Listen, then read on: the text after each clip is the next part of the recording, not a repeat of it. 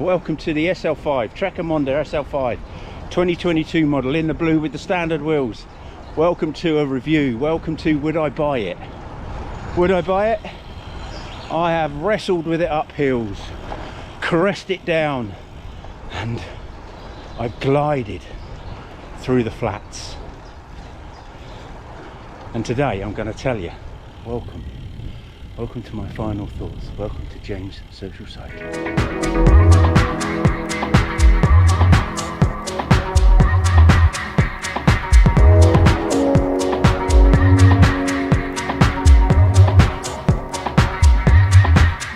So today's video's final thoughts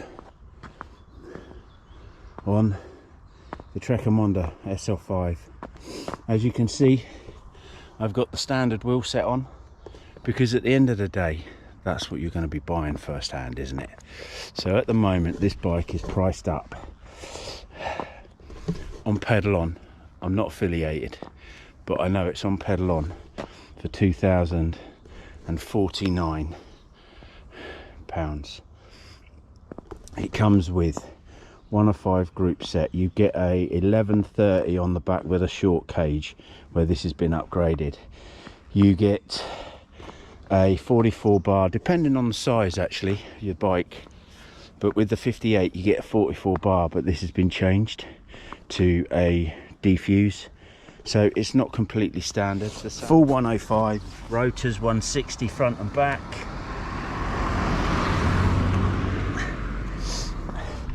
This has got a power meter on, a nice carbon bike. It is the 500 series.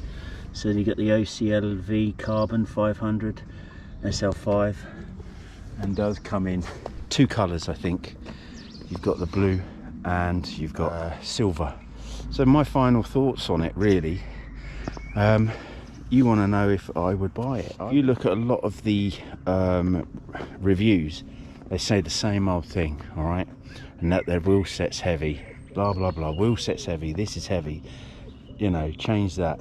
To be honest with you, if you're going to buy the bike straight away, I actually enjoy the wheels. I'm a big guy anyway, so weight is never an issue. Weight is never an issue when it comes to cycling. It's not too much heavier, but the braking on it, fantastic. I really like the brakes. The brakes on this, even the 105 rotors, really nice, really good. And the carbon bike itself, it's so relaxing.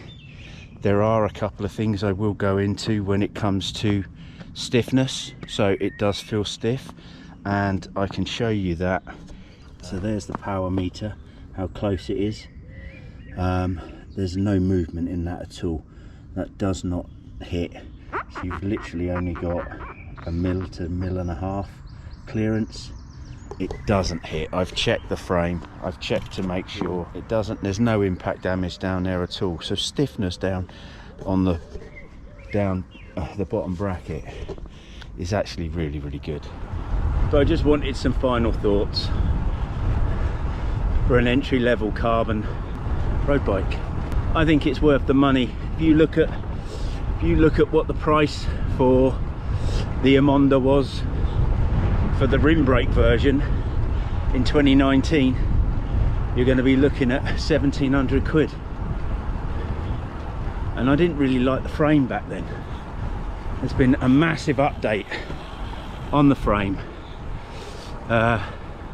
since that model, and you have to say, well, it speaks for itself. It never excited me when I went into Pedal On. It was there, but just didn't do it for me. But this, just the front end on its own, it's just lovely.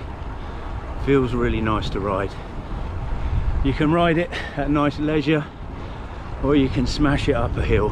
One thing I've loved about the ALR was you can chuck the frame around, but you'll always get a little bit of wheel flex and you get a little bit of rub.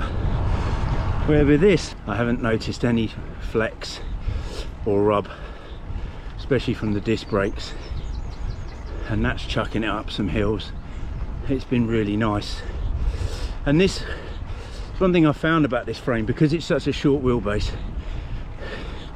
when you do get out the saddle, you're right over the bars, you're right on the front end. It feels natural to get out and pedal. So some of you won't like the short wheelbase, so obviously make sure you give it a bit of a test ride before you do bother with that sort of thing, because a couple of grand's still a lot of money for a bike you don't get on with. But I have to say, I love it. I really like it, even with the standard wheel set. That's the standard model for 2049. It's a no-brainer because of the price of it at the moment. It's all 105. There's no mismatches anywhere. There's nothing. It's not telling you it's 105 and giving you a cheaper crank set. You know, it is all 105, brakes and all. And that's what I think is really good about this.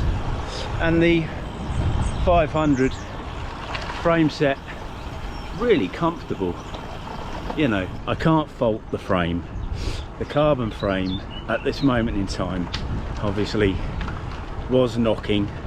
BB was knocking, but I'm afraid that was a factory fit. They hadn't tightened it up nor greased, so the Pedalon sorted that out. So they were apologetic, but these things happen. And as I said, the last couple of days I pretty much put this through its paces. Yeah, as I said, wrestling it up hills, caressing it down hills. It's really nice on the downhills. It cruises well along the flats, so you know, it'll go to what you can do. I don't think it holds you up. I think it just allows you to ride the bike. I got caught in the rain yesterday, so I pummeled it home. For me, that was good going. It was good going, but it allowed me to do that. So I know it's not the lightest bike. I'll try and sort out a weigh in when I get home to try and show the proper weight. There you go, guys.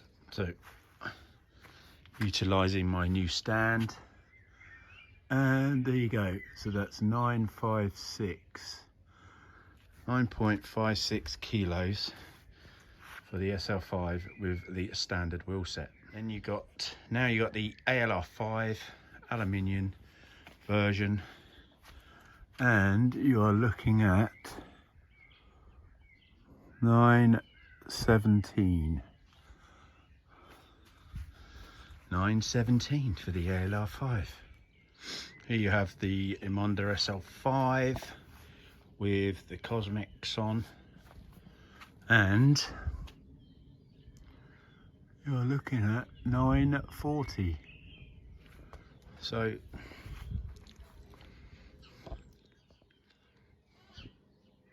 the bike weights themselves actually aren't that light, but then I would have expected that from the ALR and pretty much from the carbon, so the ALR5 and the SL5, because they are obviously entry level, and there's not much difference between the actual wheel set, the standard wheel set, and the cosmic carbon wheel set. Again, surprising, might be down to the tyres, because I've got the Pirellis. I have the Pirelli Cinturato Velos. They might be heavier than the R1 Bontrager Race Light tyres. To be fair, that could be, but I obviously like the Cinturatos, so they might be heavier. Maybe I'll weigh the wheel sets on their own and see what the score is with that. I like the bike, people. I think it's an absolute bargain. It is a bargain. At this moment in time with the setup, you'll have the standard bars. You might get on with the saddle, so don't let me deter you on the saddle. The saddle for me, it's because I'm a weighty git, remember, but the standard model, boom, 2049, it's a bloody steal. It looks lovely. They do the other colour, so they got the blue and the Quicksilver. For me, the Quicksilver's a nice colour, it just wasn't for me. If you can pick this bike up for 2,050 quid, and it's something that you're looking at right now, but I think out of the box you'll be, like me, quite surprised how amiable this machine is, for me anyway. Remember, I'm not a racer, and if you were racing, you'd be doing the SL6 or the SL7, because you'd be a weight weenie. Hopefully I've helped you out on this. Sorry about the long-winded videos, but I needed to test ride the bike to make sure that my review was good enough, instead of just a 24-mile ride and then buy it. All right, anyway, lots of love, people. If you enjoyed the video, give me a thumbs up. If you're not subscribed, subscribe. If you want to, there's obviously a thanks down below, or a buy me a coffee. If you want to thank me in any way, then please do. And I'll see you all on the road very soon. Any questions down below? Lots of love.